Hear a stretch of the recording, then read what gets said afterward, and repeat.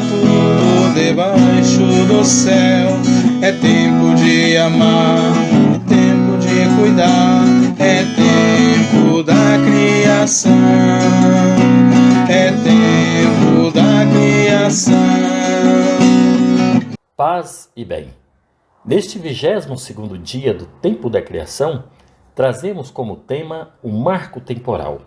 A terra é sagrada nas mãos de quem trabalha a terra, de quem ama, cuida e se sente parte dela.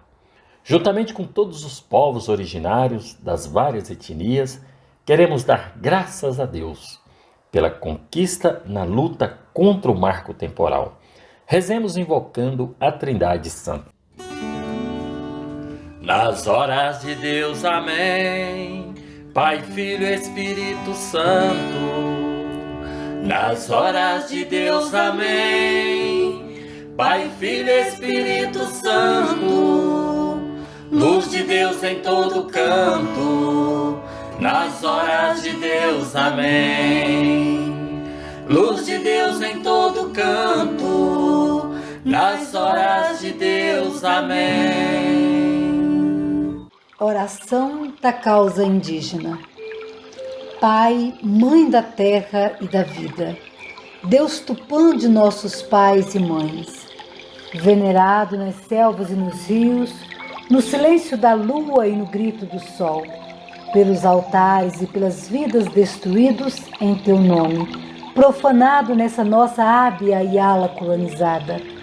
Te pedimos que fortaleças a luta e a esperança dos povos indígenas na reconquista de suas terras, na vivência da própria cultura, na fruição da autonomia livre.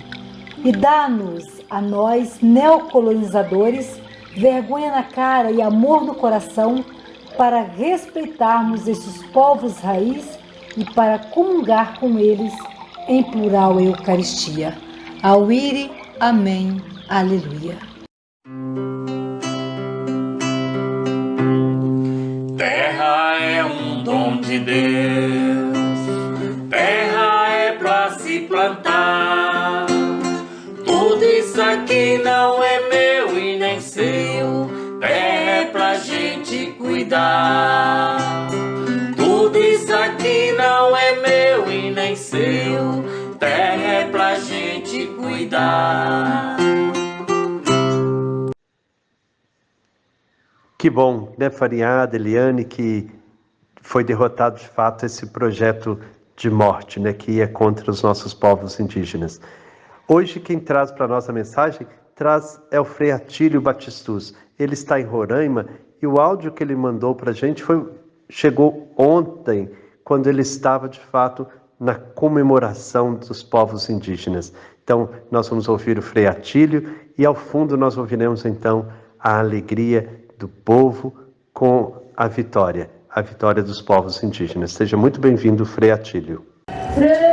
Sou Frei Atílio Batistus, franciscano, da Ordem dos Frades Menores, missionário na Amazônia. Estou vivendo às margens do Rio Branco, em Roraima.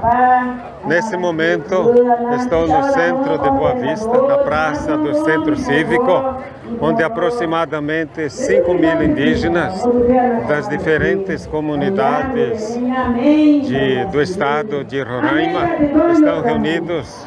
Estiveram reunidos todos os dias em que o Supremo Tribunal Federal esteve em processo de votação sobre o marco temporal.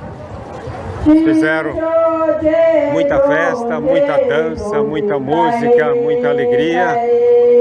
E nesse momento estou realizando um instante de oração, de louvor, de agradecimento por esta vitória. Na certeza de que a luta continua, a mobilização não terminou, mas a reflexão que eu faço é que esse é um momento importante da sociedade brasileira, não só do processo jurídico, mas de reconhecimento e de acolhimento dos povos indígenas como parte da sociedade brasileira. A sociedade aqui em Roraima é uma sociedade partida, dividida, rompida. Porque de um lado estão os povos originários, os povos indígenas, com sua cultura, com seu modo de viver, com sua mística, com sua cosmovisão. E do outro lado, uma outra sociedade, eu diria, sobreposta, a sociedade ocidental, branca, a sociedade do consumo, que precisa cada vez mais terras, mais territórios, produzir, produzir e produzir. Para os povos indígenas, o território não é apenas um pedaço de terra. Na nossa cultura, a terra pode ser negociada, pode ser comprada, pode ser vendida, pode ser envenenada, pode ser incendiada e até deixada para trás. Para os povos indígenas, não é apenas terra, é território. E quando eles falam em território, eles compreendem que junto à terra está toda uma história, um sentimento, uma afetividade.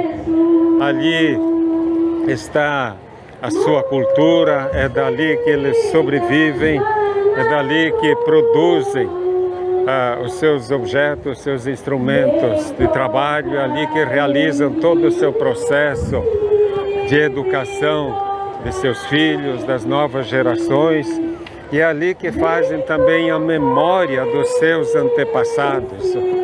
É nesta terra, neste território onde estão enterrados os seus antecedentes. Então tudo isso faz parte do conceito de território. Não é apenas uma porção de terra que se mede em metros quadrados, mas é vida, é sentimento, é história, é emoção, é espiritualidade, é tudo aquilo que um povo constrói e construiu ao longo de sua história. Então, para nós, vejo a sociedade brasileira, esse é um momento importante, até de confraternização e de reconhecimento, até de resgate de tanto sofrimento que a história impôs sobre estes povos. E esse é um momento bonito, de seriedade, de celebração, de oração, que esse povo vive e celebra a sua história, mas com esperança, sem ódio, sem vingança, de acolhimento. Todos aqui são bem-vindos, todos são acolhidos, porque o espírito que move, que une aqui, é o espírito da unidade, da solidariedade, da esperança. Abraços, paz e bem. Um jovem, um homem, uma mulher. Uma liderança tradicional.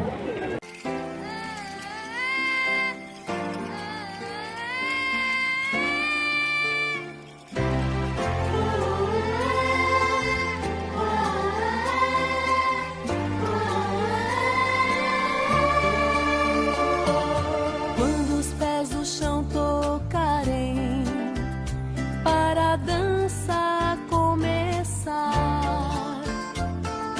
quando as mãos se entrelaçarem, vida nova de brotar.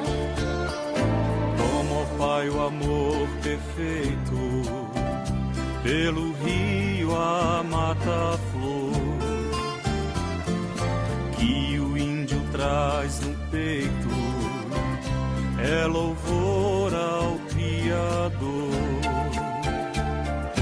Uma só será a brisa, terra mãe será o altar, no sustento a natureza, em milagres vai nos dar.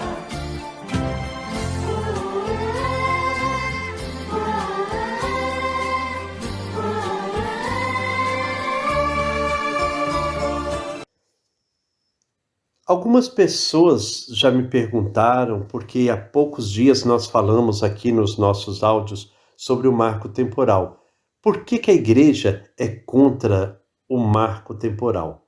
Então, para ficar bem claro porque estamos tão felizes com os povos indígenas, vamos tentar esclarecer esse tema.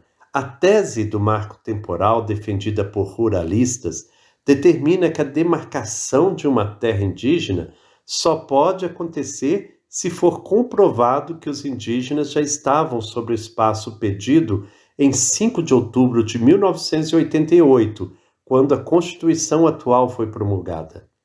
Lideranças indígenas apontam que um marco temporal ameaça a sobrevivência de muitas comunidades e de florestas, e que a proteção constitucional aos direitos originários sobre as terras que os indígenas tradicionalmente ocupam, mesmo antes de 1500, não depende da existência de um marco temporal e da configuração desta insistente exploração.